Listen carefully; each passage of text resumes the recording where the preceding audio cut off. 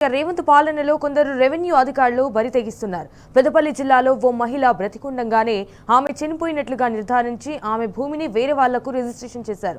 దీనిపై బాధితురాలు ఉన్నతాధికారులకు ఫిర్యాదు చేసింది. అయినా ఎలాంటి స్పందన లేదు.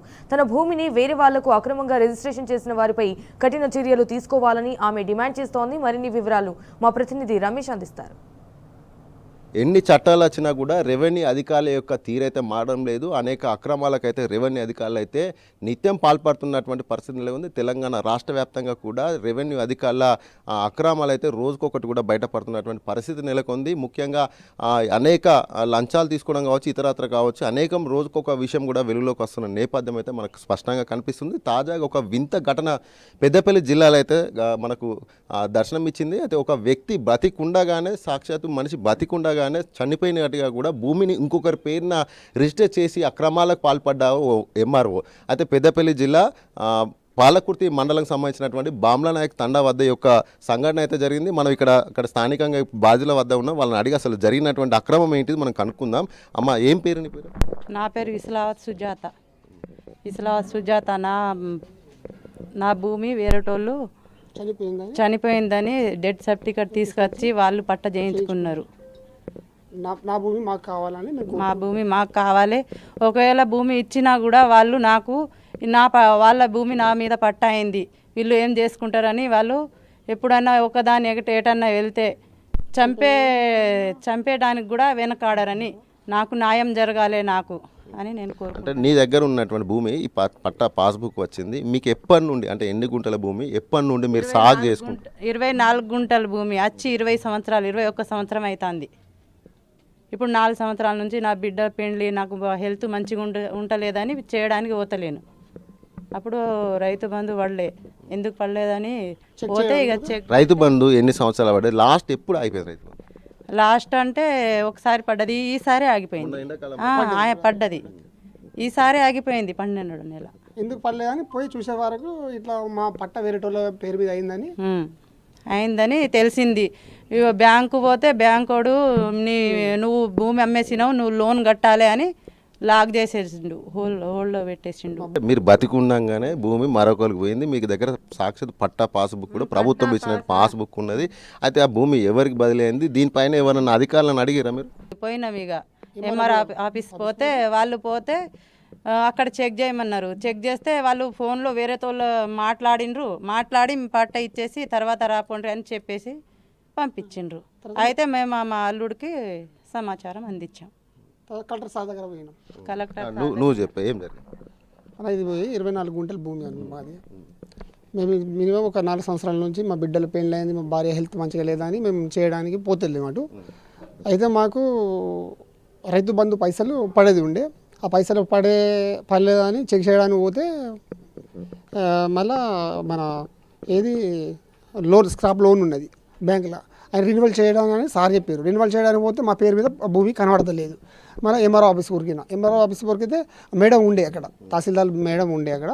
ఉంటే ఆ మేడం పక్కపట్టి సార్ ఉన్నాడు, ఆ సార్ దగ్గర పోయి మీరు చెక్ చేయండి అంటే సార్ పోయి అడిగినాం. బాబు మీరు భూమి అమ్మినట్టుగా ఉన్నది సార్, మరి మేము భూమి అమ్మితే మా సంతకం కింద లేదు, ఏం లేదు, వేరే వాళ్ళ పేరు మీద పట్ట ఎట్లా అవుతుంది సార్ అని నేను అనుకునే వరకు సార్ ఒక సొల్యూషన్ ఇచ్చారు.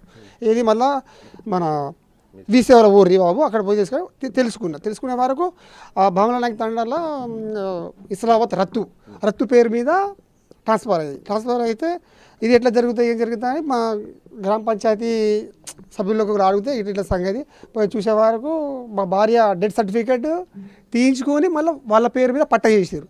ఈ మొత్తం ప్రూఫ్ తీసుకోపోయి కలెక్టర్ దగ్గర పోయి మొన్న కలెక్టర్ దగ్గర పోయినా, సార్ మరిగా మా భార్య బతికే ఉన్నది, చనిపోయారని డెత్ సర్టిఫికేట్ తీసుకొచ్చా, ఈ ప్రూఫ్ మొత్తం మీ దగ్గర పెడతా, మీ ఎంఆర్ఓ మేడం వాళ్ళ మీద పట్ట అయినట్టుగా కింద సంతకం కూడా ఉంది ఎంఆర్ఓ మేడంది, ఎట్లా సార్ ఎట్లా జరిగింది, మాకు న్యాయం కావాలని సార్గా కలెక్టర్ సార్గా అడిగి వచ్చేసినాం సార్. అంతే సార్, బాబు మీరు ఇంటికి వెళ్ళిపోయి నేను రెస్పాన్స్ చేసేస్తాను, నేను మీ పని అని సార్ కూడా చెప్పారు. నిన్న కాదు మొన్న కలిసి ఎవరు రాలేదు. అయితే అంటే ఇంకొకటి, అది ఒక ప్రభుత్వ భూమి, అది మీరు సాగు చేసుకోవడానికి ప్రభుత్వం ఇచ్చినటువంటి భూమి, దాన్ని ఎవరికి కూడా అమ్మడానికి లేదు కదా, అది ఎట్లా ఇంకొకరికి రిజిస్ట్రేషన్ అయింది? అది మాకు తెలియదు సార్, మాకు ఇది ఇంత అన్యాయం జరుగుతుందని మాకు కూడా తెలియదు. అది గవర్నమెంట్ భూమి, మాకు 24 గుంటలు ఇచ్చింది. వేరే వాళ్ళ మీద పట్ట అంటే అసలు కాదు పట్ట, అది వేరే వాళ్ళ మీద పట్ట కాదు. అది ఎట్లా చేసారో మాకు కూడా అర్థమైతే లేదు. మాకు న్యాయం జరగాలని మేము ఇంతే కోరుకుంటున్నాం సార్ అంతే. ఈ రోజు ఎవరైనా ఎంఆర్ఓ ఆఫీస్ నుండి కానీ ఎంఆర్ఓ కానీ ఇంకెవరైనా మిమ్మల్ని ఏమైనా మళ్ళీ ఫోన్లు చేయడం కానీ ఎవరైనా రమ్మనం కానీ ఏ ఫోన్ రాలేదు సార్ ఇప్పటిదాకా. అయితే కొందరు మా బామల నాయక తండ నుంచి నిన్న అన్నారు, నిన్న ఎంఆర్ఓ మేడం అటు వచ్చి మొత్తం సర్వే చేస్తుంది, చెక్ చేస్తుంది, మీ పేరు మీద ఎవరైనా చేసిరు గంతి తప్ప మాకే ఫోన్ రాలే, ఏం చేయలేదు. ఇప్పుడు మీ భూమి మాత్రమే కావాలనా లేకుంటే ఇంకా ఈ అక్రమాలకు పాల్పడ్డ వాళ్ళని శిక్షించాలి? మా భూమి మాకు కావాలి సార్, మా భూమి మాకు కావాలి. మా భార్య చనిపోయినట్టుగా డెత్ సర్టిఫికేట్ తీసుకొచ్చిన మనిషి కూడా ఆయన మాకు ముంగట రావాలి, ఎట్లా చేయిస్తాడో ఏంది కదా అని మాకు రావాలని మేము చెప్తాం సార్ అంతే. ఇప్పుడు బతుకున్న వాళ్ళనే చంపేస్తుండ్రు. నిజంగా ఎటన్నా ఒక్కదాన్ని వెళ్తా కదా, ఇప్పుడు భూమి కోసం వాళ్ళ పట్ట మా మీద అయింది వాళ్ళ పట్ట. ఈమె బతికి కనిపిస్తే నా భూమికి ప్రాబ్లం అవుతుందని చంపేస్తే మరి నా బిడ్డలు ఉన్నారు, నాకు 2 బిడ్డలు. అదే మాకు కావాలి. ఇప్పుడు ఈ అక్రమం పైన పోలీసులకు ఏమైనా ఫిర్యాదు చేసిరా? చేయలే.